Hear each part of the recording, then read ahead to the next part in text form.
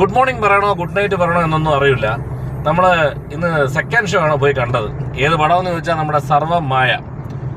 പറയാതിരിക്കാൻ പറ്റൂല, നിവിൻ പോളി തിരിച്ചു വന്നു എന്നൊക്കെ പറഞ്ഞാൽ അതൊന്നും അതിശയോക്തിയല്ല. നല്ല കിടിലൻ പടം.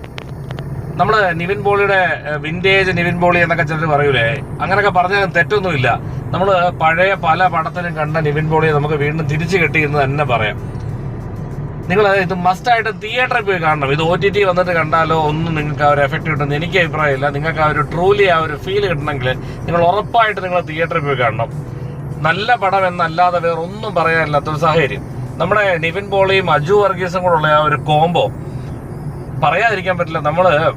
നീ മരണമാസാടാ എന്ന് പറഞ്ഞ ആ അജു വർഗീസിനെയൊക്കെ നമുക്ക് തിരിച്ചു കിട്ടിയ ഒരു ഫീലാണ്. ഇതൊന്നും പടത്തില്ല, പക്ഷേ കിടിലം പടം, കിടിലം കോംബോ.